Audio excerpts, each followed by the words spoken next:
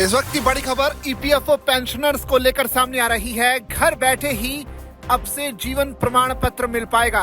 अब फॉर्म भरने का झंझट भी खत्म होने जा रहा है, तो पेंशन धारकों के लिए एक बड़ी राहत। यानी अगर आप नौकरी करते हैं और ईपीएफओ में अपना योगदान देते हैं तो 58 साल की उम्र के बाद आप रिटायर हो जाएंगे और रिटायरमेंट के बाद आपको पेंशन की जरूरत होगी, लिहाजा ईपीएफओ आपको पेंशन भी देता है।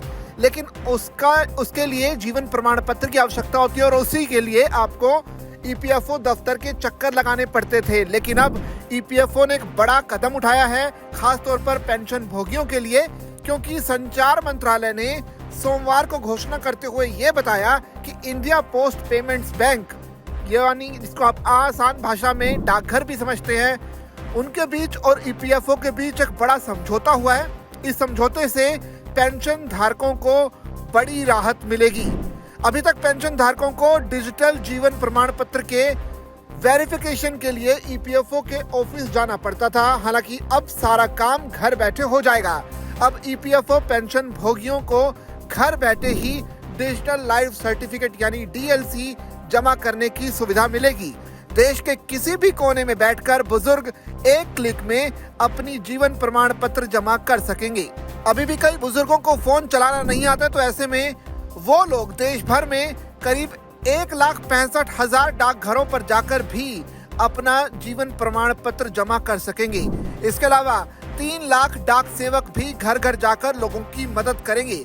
सभी डाकियों को डिजिटल डिवाइस और बायोमेट्रिक मशीन से लैस किया जा रहा है। ये सभी डाक कर्मी एक फिंगरप्रिंट या फेस ऑथेंटिफिकेशन से आपका जीवन प्रमाण पत्र बना सकते हैं। इस साझेदारी के बाद से अब पेंशनर्स को लंबे लंबे फॉर्म भरने की जरूरत नहीं पड़ेगी।